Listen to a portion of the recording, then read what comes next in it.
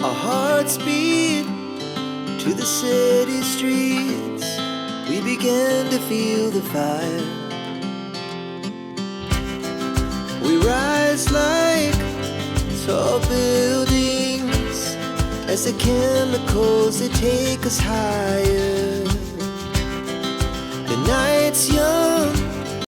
Hello everyone, good morning, welcome back to my channel. কেমন আছো তোমরা সবাই? আশা করছি সবাই খুব ভালো আছো, আমিও বেশ ভালো আছি। আচ্ছা, ভিডিও শুরুতেই আজকে একটা পয়েন্ট তোমাদের ক্লিয়ার করে দিই। ব্যাকগ্রাউন্ডে না একটু মিউজিক আসতে পারে, আসলে আমাদের এখানে কীর্তন হচ্ছে তো সেই আওয়াজটা আসতে পারে।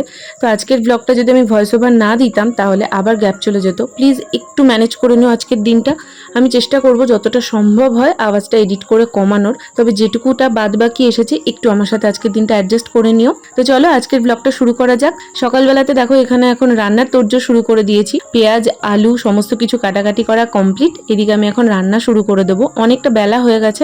আর্লি মর্নিং থেকে আমি প্রত্যেক দিনই ভাবি তোমাদের সাথে ব্লগটা শেয়ার করব, কিছু না কিছু কারণে না আমার দেরি হয়েই যায়। আর আজকে হচ্ছে জুন মাসের 2 তারিখ, রবিবার। আজকের দিনটা ওর ছুটি ছিল, আসলে ও একটু ছুটি নিয়েছিল, কিছু দরকার ছিল সেই জন্য। তো বাজার থেকে ওদিকে চিকেনও নিয়ে আসা হয়েছে আর ব্রেকফাস্টের জন্য নিয়ে এসেছে ডালপুরি।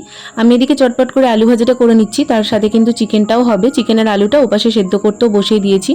আর আজকে না ভেবেছি চিকেনটা একটু অন্যরকম ভাবে করব, মানে প্রত্যেক দিন তো আমি পুরো পেঁয়াজটাই একদম ঘষে দিয়ে দিই, তবে আজকে কিছুটা পেঁয়াজ ঘষে দিয়েছিলাম, তার সাথে কিছুটা পেঁয়াজ এরম ভাবে কুচো করে নিয়েছি।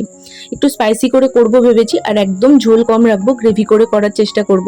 আমি প্রত্যেকদিন ভাবি ঝোলটা কম করব, একদম গামাখা করে করব, কিন্তু আমার কাছ থেকে না জল বেশি পড়েই যায় আর ঝোল হয়ে যায়। তো দেখতেই পেলে আলু ভাজাটা হয়ে গেছে। এরপর আলু ভাজাটা উঠিয়ে নিয়ে সেম কড়াইতে আমি একটুখানি তেল দিয়ে দিলাম। চিকেনের আলুটা অন্যদিন আমি শুধু সেদ্ধ করে নিই, আজকে কিন্তু সেদ্ধ করে একটু ভেজেও নেবো। লাল লাল করে ভেজে নিলে কিন্তু ওটা একটা আলাদাই স্বাদ হয়। তো দেখো এখানে হলুদ দিয়ে নুন দিয়ে আমি আলুটাকে ভালো করে ফ্রাই করে নিচ্ছি।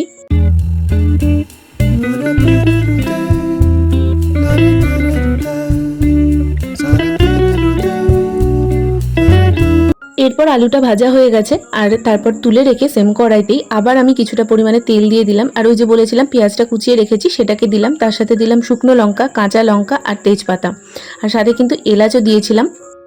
চিকেনের মধ্যে এরমভাবে না গোটা এলাচ দিয়ে দিলে বেশ সুন্দর একটা আলাদা রকম স্বাদ হয়। মাছের ঝোলেও কিন্তু বেশ ভালো লাগে। আর এখানে যাতে কালারটা ভালো হয় সেই জন্য কিছুটা পরিমাণে আমি চিনি দিয়েছি। এই চিনিটা না ভাজার টাইমে দেবে, তাহলে খুব সুন্দর একটা কালার আসে। তো ওটাকে বেশ কিছুক্ষণ ভালো করে ভেজে নেওয়ার পর এরপরে যে মশলাটা আমি করে রেখেছিলাম হাতে, মানে পেঁয়াজ, টমেটো, আদা আর তার সাথে রসুন, সেটাকে আমি ওই কাটারিতে ভালো করে ঘষে রেখেছিলাম, সেটাকে এর মধ্যে দিয়ে এরপর ভালোভাবে মশলাটা কষাবো।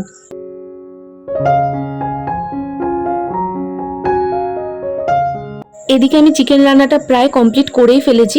ওই তো মশলাটা কষানোর পর চিকেনগুলো দিয়ে ভালোভাবে কষিয়েছিলাম, তারপর আলুগুলো দিয়ে দিয়েছি। এবার তোমরা বলবে যে আমি ওই পার্টগুলো কেন দেখালাম না। অ্যাকচুয়ালি ওই টাইমে আমি একটু ফোনে কথা বলছিলাম আর আমার না একদম মাথার থেকে বেরিয়ে গেছে। তো যাই হোক, চিকেনটা কিন্তু বেশ সুন্দর হয়েছিল। আমি এন্ড লুকটা তোমাদের সাথে অবশ্যই শেয়ার করব। আর এদিকে কিন্তু বাজার থেকে সব নিয়ে চলে এসেছে, মা ওগুলোকে গামলাতেই বের করে রেখেছে। এখন সুন্দরভাবে এগুলোকে আমি প্যাকেট প্যাকেট করে ফ্রিজের মধ্যে রেখে দেবো। আমি না মিশোতে দেখেছি এরকম সবজি রাখার জন্য সুন্দর নেট টাইপের ব্যাগ পাওয়া যায়। আমার খুব ইচ্ছা আছে ওই ব্যাগগুলো কিনে নেবো, তাহলে এরকম প্লাস্টিক প্রত্যেকদিন খুঁজে বের করতে হয় না। আর ব্যাগগুলোর মধ্যে কিন্তু প্রত্যেকটা সবজি এরকম আলাদা আলাদাভাবে রাখলে নেওয়ার সময়তেও খুব ইজি হয়। তো ওগুলো নিতে হবে আমার আস্তে আস্তে। আর তারপর আইসক্রিম জমানোর ট্রেও নিতে হবে। আইস কিউব জমানোর জন্য আমাদের জাস্ট একটাই ট্রে দিয়েছে, তো ওটাও একটা নেওয়ার ইচ্ছা আছে। আস্তে আস্তে সবই হবে। তো এখন এগুলো আমার সব গোছানো হয়ে গেছে, মা এখন ওগুলোকে ফ্রিজের মধ্যে রেখে দিল। আচ্ছা, তোমাদের কাছ থেকে না আমার একটা জিনিস জানার আছে। আমাদের যখন ফ্রিজটা ইনস্টল করতে আসে তখন বলা হয়েছিল ওপরে যে কভারটা আমরা দিয়েছি ওই কভারটা যেন না দেওয়া হয়, আর ফ্রিজটাকে কোনো যেন স্ট্যান্ডের ওপরও না রাখা হয়। তোমাদের বাড়িতেও কি তোমরা এই রুলস দুটো ফলো করো, নাকি এরকম ভাবে রাখলে কোনো প্রবলেম হয় না? আমাকে প্লিজ একটু কমেন্ট করে জানিও তো, কারণ আমরা না ফ্রিজটা রাখার জন্য ওই স্ট্যান্ডগুলো কিনবো ভাবছি। আসলে একদম মাটির সাথে ঠেকে আছে, পরিষ্কার করা যায় না, ফালতু জায়গাটা নষ্ট হচ্ছে। তো একটু স্ট্যান্ডের ওপর রাখলে ভেতরটা পরিষ্কার করা যাবে, মানে ফ্রিজটার নিচটা পরিষ্কার করতে পারা যাবে। সেই জন্য তোমাদেরকে জিজ্ঞেস করলাম, অবশ্যই আমাকে একটু মনে করে কমেন্টে জানিও। আমার মুখ চোখটার অবস্থা দেখ, তোর জন্য পুড়ে গেল মুখ চোখটা। এই কড়াইটাতে বসিয়েছিলাম, এই কড়াইটা ছোট, এই কড়াইটাতে হবে না, আবার চেঞ্জ করে এটাতে বসালাম। আজকে কি মেনু? আজকের মেনু হচ্ছে ভাত ডাল, মা সকালে করে দিয়েছে, চিকেন হচ্ছে, আলু ভাজা, ব্যাস। আর এদিকে চিকেনের গ্রেভিটা দেখো বেশ সুন্দর কিন্তু হয়েছিল, সত্যি কথা আজকে চিকেনটা খেয়ে সবাই বলেছে খুব ভালো হয়েছে। তো চিকেনটা এখানে পরিষ্কার করে এনে রেখে দিয়েছিল মা, তো সেটাকেই এখন দিয়ে দিলাম। আর ওই যে মাঝের পার্টগুলো আমি তোমাদের বললাম আমার একদম শেয়ার করা হয়নি, তো এটা হলো ফিনিশ লুক। আর এরপরে ঘরে এসে আমি আগে ফ্যানটা চালিয়ে একটু বসবো, আর বেশ কয়েকটা জামা কাপড় এদিক ওদিক ছড়িয়ে আছে সেগুলোকেও ভাঁজ করে নেব। আর আজকে না আমি সকালবেলা উঠে আগে হেয়ার ওয়াশ করেছিলাম, চুলটা এখনো পুরোপুরিভাবে শোকায়নি, যে কারণে না পারছি বাঁধতে না পারছি খোলা রাখতে, এত অস্বস্তি করছে। তাই আমি ভাবলাম থাক, ভেজা আছে ভেতর ভেতর থাকুক, আপাতত অন্তত গুটিয়ে বাঁধি। এই গরমকালের এই একটা হেয়ার স্টাইল, কার কার এই হেয়ার স্টাইলটা পছন্দ গরমকালে অন্তত অবশ্যই আমাকে কমেন্ট করে জানিও। আমি তো সারাদিন চুল এরকমভাবে গুটিয়ে তুলে রাখছি, কারণ এত গরম ভালো লাগে না জানো তো। আর ওদিকে দেখো আজকে কিন্তু বাইরে বেশ সুন্দর ঠান্ডা হাওয়া দিচ্ছে, হয়তো রাতের দিকে বৃষ্টি হবে। আমি তো রোজ সকালবেলা উঠে ওয়েদার রিপোর্ট চেক করি, আর ওয়েদার রিপোর্টে দেখায় আজকে বৃষ্টি হবে, দেখে খুশি হয়ে যাই। তারপর দেখি আলটিমেটলি কোনো বৃষ্টিই হলো না, সারাদিন ওই মেঘটাই করলো, কিন্তু কোনো বৃষ্টি নেই। আমার বিয়ের আগে মিনিসো থেকে এই ফেশিয়াল ক্লিনজারটা রিন্টু অর্ডার দিয়েছিল, কিন্তু তারপর কয়েকদিন ইউজ করে আর ইউজ করেনি। মানে এটার ওপর ফেস ওয়াশ নাও, অত খাটাখাটনির মধ্যে ওর পছন্দ না, কিন্তু এটা ভীষণ এফেক্টিভ। আমি দেখো আজকে এত বেশি আমার মনে হচ্ছে মুখটা ট্যান পড়েছে, তো একটা চকলেট ফেস ওয়াশ এখানে আমি দিয়েছিলাম, cocoa face wash I think, আমার ঠিক এক্স্যাক্ট খেয়াল আসছে না। যাই হোক, আমি নেক্সট ভিডিওতে তোমাদের দেখিয়ে দেবো।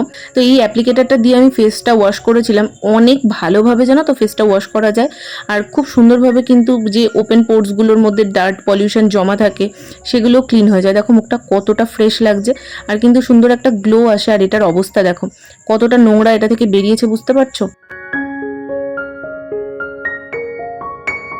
গুড ইভিনিং, দুপুরবেলা এরপর আমার আর কিছু শেয়ার করা হয়নি, লাঞ্চ করে জাস্ট ঘুমিয়ে গেছিলাম। সন্ধ্যাবেলা উঠে এখন দেখো চুলটা আঁচড়াচ্ছে, আর ওদিকে বক্সে গান চালিয়ে দিয়েছি। আর আমার খাটের এই সাইডে এই যে দেখতে পাচ্ছ না, এটা ঝুলছে, এটাকে কি বলে আমি জানি না। তো যাই হোক, এটাতে প্রচন্ড বাজেভাবেই ধুলো পড়েছিল, রোজই ভাবি এটা পরিষ্কার করব, তবে করা আর হচ্ছিল না। আর এটার না সরু সরু দড়ির মতন, তো মানে ওগুলোর মধ্যে না ধুলো পুরো আটকে থেকে যায়, আর এটার কালারটাও খুব বাজেভাবে ডাল লাগছিল। তো আজকে না একদম ভালোভাবে ওই একটা আমার টোনার ছিল, ওটা এক্সপায়ার হয়ে গেছে, তো টোনারটা ইউজ করা হয় না ফেসে, ওটা দিয়ে ভালোভাবে ক্লিন করেছি। আর ক্লিন করার পর ভাবলাম এই সাইডের 5 দাগটাও ক্লিন করে দিই। এই 5 দাগগুলো ভীষণ ভালো, কিন্তু একটাই প্রবলেম, দুদিন অন্তর ধুলো পড়ে যায়। মানে এই যে আমি আজকে পরিষ্কার করলাম, দুদিন বাদেই দেখবে আবার পুরো মোটা লেয়ার পরে ধুলো পড়ে গেছে। তবে হ্যাঁ, ভেতরে অনেক কিছু স্টোর করা যায়। এই বক্সগুলোর আবার বিভিন্ন রকম কোয়ালিটি আছে জানো তো। এটা আমি কিনেছিলাম অ্যামাজন থেকে, এটা আমার পড়েছিল 1600 মতন, তো এটার কোয়ালিটি অনেকটা ভালো। আর আমাদের ও ঘরে আর একটা আছে, ওটাও কিন্তু মিশো থেকে নেওয়া হয়েছিল, ওটার দাম আমার এক্স্যাক্ট খেয়াল নেই, বাট আমি তোমাদের এই জন্যই বলছি মিশো থেকে যেই জিনিসটা নেওয়া হয়েছিল সেটার কিন্তু কোয়ালিটি অতটা ভালো না। তো এই 5 দাগগুলো অনেকেই জিজ্ঞেস করো কোথার থেকে নিয়েছি আমি, এটা আমি অ্যামাজন থেকে নিয়েছি। আর ও ঘরে যেটা আছে ওটা মিশো থেকে নেওয়া, ওটার কিন্তু স্টোরেজ বক্সগুলো একটু ছোট ছোট, তো যেমন দাম সেরকমই কোয়ালিটি এসেছে, সেটা নিয়ে কোনো কথা হবে না। আর এদিকে দেখো খাটের ওপরে সব ধুলো টুলোগুলো পড়েছিল, তো ভালোভাবে আরেকবার ঝাঁট দিয়ে বিছানাটা এখন গুছিয়ে নিলাম। আর এদিকে ওর এই টি শার্টটা একদম দলামচড়া হয়ে পড়েছিল, তো সেটাকেও এখন ভাঁজ করে রাখবো। আমার বেশ কয়েকটা জামা জানো তো আয়রন করতে হবে, আমি রোজই ভাবছি সন্ধ্যাবেলার দিকটা করে আয়রন করব, আজকেও ভেবেছিলাম করব, কিন্তু আজকে তো একটু বেরোবো, সেই জন্য আজকে আর হবে না। তবে নেক্সট দিন ভালোভাবে ওগুলোকে আয়রন করতে হবে, বেশ অনেক কটাই জমে গেছে। মানে যেই নতুন কুর্তিটা নিয়েছিলাম ওটা তো দেখেইছিলে কিরকম বাজেভাবে একদম দলামুচড়ি করে এসেছে, ওটাকে আয়রন না করলে আমি কোনো অকেশনে পরতেও পারবো না। আর ওভাবেই রেখে দিয়েছি, তো ওই দাগটা না থেকে যাবে আমার মনে হচ্ছে, তো ওটাকে ভালোভাবে আয়রন করতে হবে। এদিকে এখন ঘরটা ঝাঁট দিয়ে নিয়ে তারপর চটপট রেডি হব। ছুটির দিন একটু না বেরোলে মনটাও ভালো লাগে না। আমাকে এর আগে একদিনকে নিশা কমেন্ট করেছিলে, বুধবার ছিল সেটা কোনো একদিন, তো আমরা ঘুরতে বেরিয়েছিলাম না, তো নিশাও আমাকে জিজ্ঞেস করছিল যে বুধবার অথচ কেন ঘুরতে বেরোলাম না। আসলে সেই টাইমটা এত প্রচণ্ড গরম লাগছিল, যে কারণে ওই দিনগুলো না আর তখন বেরোতাম না। আজকেও সেরকম কোথাও যাব না, ওই নর্মাল একটু বাজারে যাব, চপ টপ কিছু টুকটাক আনবো, সাথে রাতে রুটিটা নিয়ে একেবারে চলে আসবো। আর সৃজিতা আমাকে বলেছিলে বিয়ের শাড়িগুলো দেখাতে। আসলে জানো তো আমার যে গায়ে হলুদের শাড়িটা, সেটা তো 1 বছর নাকি পরতে পারা যায় না, কি ব্যাপার থাকে আর কি নিয়মকানুন, তো ওটা আমার ওই বাড়িতে আছে বহরমপুরে। তো তুমি আমাকে অবশ্যই কমেন্টে জানিও, শুধু ওই শাড়িটা বাদ দিয়ে বাকি শাড়িগুলোকে কি দেখিয়ে দিলে তোমার হবে, নাকি আমি ওই শাড়িটাও একদম বহরমপুর থেকে নিয়ে চলে আসবো, তারপর সব শাড়িগুলো তোমাকে একসঙ্গে দেখাবো। অবশ্যই আমাকে কমেন্টে জানিও, তুমি যেরকম বলবে সেরকমভাবেই কিন্তু আমি ভিডিওটা শেয়ার করব। আর এখানে একটু হালকা মেকআপ করে নিচ্ছি, দেখো কথা কেমন জড়িয়ে যাচ্ছে। তো এখানে আমি এখন একটু হালকা মেকআপ করে নিচ্ছি। মেকআপ বলতে কিছুই না, ওই একটু কাজল, লিপস্টিক এগুলো পরতে না কোথাও গেলে আমার খুব ভালো লাগে। সেরকমভাবে তো কোথাও বেরোনো হচ্ছে না এই কিছুদিন ধরে, গরম গরম করে, তারপরও ছুটিও সেভাবে থাকছে না, তো সেই জন্য একদম হালকাভাবে রেডি হয়ে নিলাম। আর এই কুর্তিটা আমার বেশ প্রিয়, এটাও না আমি আজিও থেকেই নিয়েছিলাম, সিয়াহি না কি সামথিং এরকম একটা ব্র্যান্ড, আমার না এই মুহূর্তে খেয়াল নেই। আর ব্লু কাজল দিয়ে পরেছিলাম। আমার জানো তো দুটো ব্ল্যাক কালারের কাজল আমি খুঁজেই পাচ্ছি না, এ আমার এক বাজে স্বভাব, কোথায় যে রেখেছি, সেই বিয়ে ছিল বিয়ের টাইমে কোথায় রেখেছি, তারপর থেকে আমি আর খুঁজে পাচ্ছি না। তো যাই হোক, এরপর তো চলে এসেছিলাম বাজারে। বাজারে এসে এখন বললাম না বাড়ির জন্য একটু চপ নেব, তো এখান থেকে এখন সয়াবিনের চপ নিলাম, আর তার সাথে নিয়েছিলাম আলুর চপ। আমার এই আলুর চপটা না অতটা ভালো লাগেনি, আগের দিন যেখান থেকে আলুর চপটা নিয়ে এসেছিলাম ওই আলুর চপটা দারুণ ছিল। তো আবার কোনো না কোনো দিন ওইখান থেকে আলুর চপ নিয়ে আসবো। আর হ্যাঁ, সাথে ডাল বড়া নিয়ে এসেছিলাম, 10 টাকায় 10টা ডাল বড়া, তো সেই নিয়ে এসেছিলাম। এখন মুড়ি দিয়ে সবাই মিলে বসে খাওয়া হবে। বাচ্চা 9টা বাজতে 10, জাস্ট এইমাত্র বাড়ি আসলাম, এসে মুড়ি টুড়ি মাখা হলো, চপ নিয়ে আসলাম দেখলি তো, সেটা খাওয়া হলো। মুড়ি খেতে খেতেই প্ল্যান করছিলাম একটা মুভি দেখবো, ওই জন্য আমি এখন একবারে রাতের জন্য বিছানাটাও ঠিকঠাক করে গুছিয়ে নিলাম, এরপর একটা মুভি দেখবো। তবে এখন দেখা হবে নাকি সেটা ডিনার করে দেখবো জানি না। হটস্টারে একটা ভালো মুভি দেখেছে ও, তো সেই মুভিটাই দেখবো।